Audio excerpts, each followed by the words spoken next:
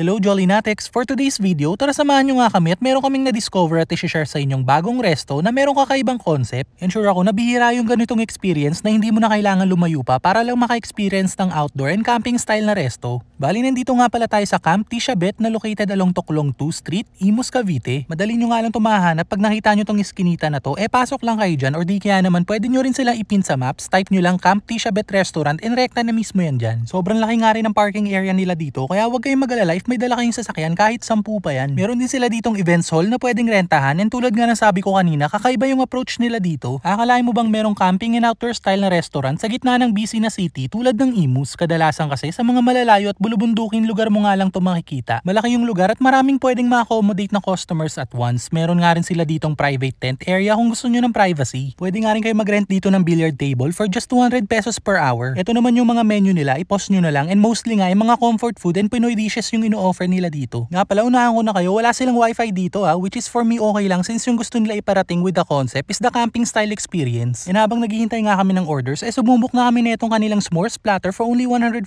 pesos. Makakapag campfire s'mores na kayo na talagang super enjoy at nakakatuwa nga to since bonding activity na rin lalo na if may kasama kayong kids tulad namin. And finally, dumating na yung mga orders namin. Syempre, susubukan natin yan isa-isa. Starting with their clubhouse sandwich with fries na hindi tinipid for just 160 pesos. I'd say sulit na to and pwede ng pandalawahan. Yung cheeseburger with coleslaw, panalo rin, homemade nila yung mismong patty na napaka-juicy. Tapos nagahalo yung alat ng cheese and manamis-namis na lasa ng coleslaw. For pasta naman, we tried their carbonara and believe me, masarap din yan. Tapos pansin nyo rito, yung mga plates and cups nila, parang yung mga ginagamit din sa camping. Tapsilog naman nila, sulit na for 135 pesos, malambot, savory and manamis-namis yung mismong beef tapa. Yung bangus a la pobre naman, basically lasang bangus steak and dito mapapa-extra rice kan talaga. May crispy kare-kare nga rin sila dito na sakto yung lapot ng sauce, hindi ganun katamis which is really good, ang sarap iulam niyan. And last but not the least, and probably yung pinaka nagustuhan ko dito, yung kanilang dinakdakan, ang sarap nito, sakto lang yung asim and yung anghang, basta highly recommended to. And in my own humble opinion, I think isa to sa mga best dinakdakan na natikman ko. For drinks naman, we had Choco for Kids which is parang kalasa ng Milo, so I think mostly kahit sinong kids ay magugustuhan to. Sumubok nga rin kami ng brewed coffee nila na galing pang Kalinga Apayao, yung beans na gamit nila dito. There you go Jolly Natics, another food trip destination na naman to para sa inyo. And if naghahanap nga kayo ng something new and at the same time gusto nyo ma-experience ang camping and outdoor style na hindi nyo na kailangan lumayo o mamundok, come and try here at Camp Tishabet Restaurant. So paano, until our next food trip, thank you for watching!